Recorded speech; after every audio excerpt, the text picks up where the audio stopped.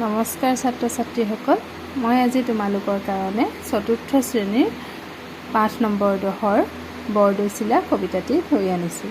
মই এতিয়া কবিতাটি পাঠ কৰি দিম, তোমালোকে কিতাপত চাই যাবা।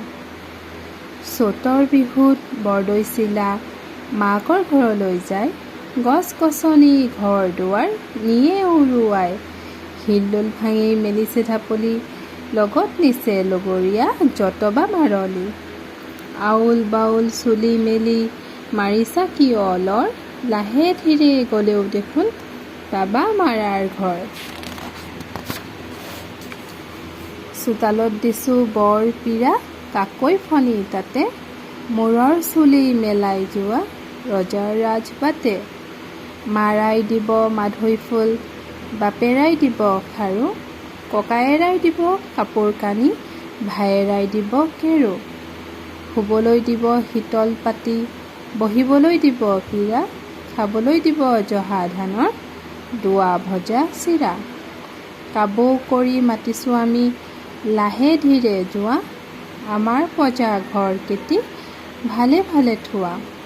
এই কবিতাটিৰ কবি হৈছে হেমচন্দ্ৰ গোস্বামী। এই কবিতাটিৰ উৎস মৰুৱা ফুল, পৃষ্ঠা নম্বৰ 131। এতিয়া আমি ইয়াত থকা এই জানো অহা অংশটো পঢ়িম।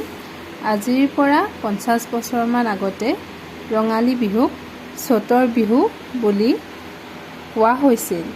আজিকালি চ'তৰ বিহুৰ ঠাইত ৰঙালী বিহু বা বহাগ বিহু বোলা হয়। কাতি বিহুক কঙালী আৰু মাঘ বিহুক ভোগালী বোলে। এই কবিতাটিৰ বৰদৈচিলাক লৈ ৰচনা কৰা হৈছে। চ'তৰ বিহুত বৰদৈচিলা মাকৰ ঘৰলৈ যায় বুলি আমাৰ সমাজত কোৱা হয়, সেইমতে এই কবিতাটি দিয়া হৈছে। আৰু বৰদৈচিলা যেতিয়া মাকৰ ঘৰলৈ যায় তেতিয়া কি পৰিস্থিতি হয়, কেনেদৰে গছ গছনি উৰুৱাই নিয়ে, ঘৰ দুৱাৰ ভাঙি নিয়ে, সেয়া ইয়াত কোৱা হৈছে। আৰু ইয়াত বৰদৈচিলাক লাহে ধীৰে যাবলৈ কিছুমান উপায় দিয়া হৈছে। যেনেকৈ বৰদৈচিলাক কোৱা হৈছে যে বৰপীৰা পাৰি থৈছোঁ, তাতে কাকৈ ফলি থোৱা আছে, মূৰৰ চুলি মেলাই যোৱা মানে মূৰৰ চুলিখিনি ভালদৰে বান্ধি যাবলৈ কৈছে, ফণিয়াই যাবলৈ কৈছে। আৰু কৈছে মায়ে দিব মাধৈ ফুল, দেউতাই দিব খাৰু, বাপেৰাই মানে হৈছে দেউতা, ককায়ে মানে ককায়েকৰ কথা কৈছে, আৰু ভায়েকে দিব কেৰু। শুবলৈ দিব শীতল পাতি, শীতল পাতি ইয়াৰ অৰ্থটো দিয়া আছে। শীতল পাতি, পাতি শব্দটো ইয়াত অভিধানৰ মতে হৈছে পাতি, ইয়াত দিছে হচৰিকাৰ, ইয়াত সেইকাৰণে দি দিছে অভিধানৰ মতে হৈছে পাতি। আমি শুবলৈ ব্যৱহাৰ কৰোঁ গা শীতল পৰিবৰ কাৰণে। শীতল মানে হৈছে ঠাণ্ডা, চেঁচা। ইয়াত আমি ইয়াত কবিতাটোত থকা প্ৰশ্ন উত্তৰখিনি চাওঁ। উত্তৰ দিয়া। বৰদৈচিলা পদ্যটো কোনে ৰচনা কৰিছে? বৰদৈচিলা পদ্যটো কবি হেমচন্দ্ৰ গোস্বামীয়ে ৰচনা কৰিছে। চ'তৰ বিহুত শিলডোল ভাঙি কোনে মাকৰ ঘৰলৈ ঢাপলি মেলিছে? চ'তৰ বিহুত শিলডোল ভাঙি বৰদৈচিলাই মাকৰ ঘৰলৈ ঢাপলি মেলিছে। বৰদৈচিলাৰ লগৰীয়া কোন? বৰদৈচিলাৰ লগৰীয়া হৈছে বা মাৰলি।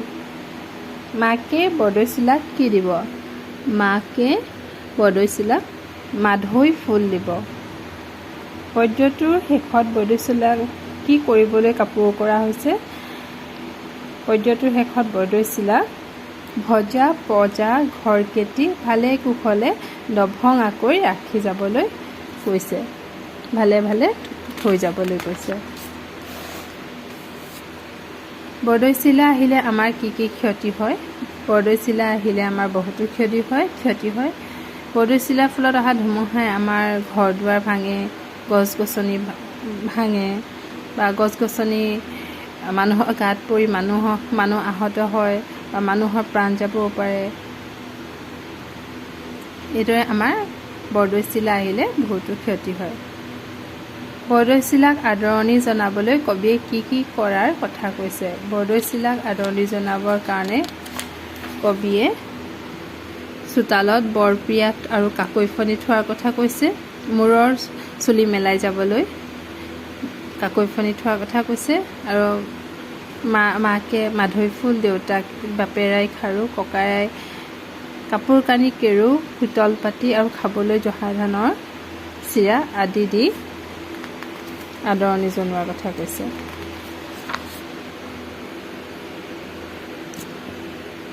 শব্দৰ লগত অৰ্থ মিলোৱা এইকেইটা মই কৰিছোঁ।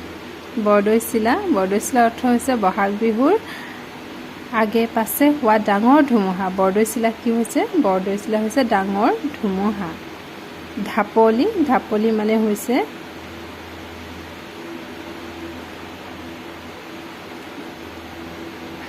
চেকুৰি যোৱা কাৰ্য। লৰ মানে হৈছে বেগাই যোৱা কাৰ্য। কাকৈ মানে হৈছে চুলিৰ জট ভঙা দীঘলীয়া ফণি। ৰাজ আলি অহা যোৱা কৰা ৰাস্তা। কেৰু হৈছে কাণত পিন্ধা এবিধ অলংকাৰ। আৰু পীৰা হৈছে খুৰা থকা কাঠৰ আসন। ইয়াত আছে বৰদৈ চিলা মাকৰ ঘৰ আহি পালে কোনে কি দিব লিখা। মাকে দিব মাধৈ ফুল, ইয়াত আছে গোটেইখিনি। মাকে দিব মাধৈ ফুল, বাপেৰাই খাৰু, ককায়েকে দিব কাপোৰ কানি আৰু ভায়েকে দিব খাৰু। ইয়াত লিখিব লাগিব। ইয়াত দিছে কাষৰ বৰপীৰাৰ পৰা শব্দ আনি বাক্যবোৰ সম্পূৰ্ণ কৰা। ইয়াত বৰপীৰাত কেইটামান শব্দ আছে: কেৰু, শীতল, কাকৈ, বৰপীৰা, বৰদৈ চিলা। ইয়াত আমি লিখিব লাগিব পটো। চুলি আঁচুৰিবলৈ কি ব্যৱহাৰ কৰা হয়? কাকৈ। বহাগ বিহুৰ আগে পাছে কি আহে? বৰদৈ চিলা। কেৰু এবিধ কাণত পিন্ধা অলংকাৰ। সাধাৰণ পীৰাতকৈ ডাঙৰ কাঠৰ আসনক বৰপীৰা বোলে। বৰপীৰা হৈছে পীৰা এবিধ, কিন্তু এয়া আমি ঘৰত ব্যৱহাৰ কৰা সাধাৰণ পীৰাতকৈ ডাঙৰ। আৰু জহকালি মানে গৰমকালি শীতল পাতিত শুলে গা মন জোৰ পৰে। ইয়াত দেখিব লাগিব শীতল। হ'ব, আজিলৈ ইমানেই। তোমালোকক সকলোকে মই ধন্যবাদ জনাই আজিৰ পাঠ সামৰণি কৰিছোঁ।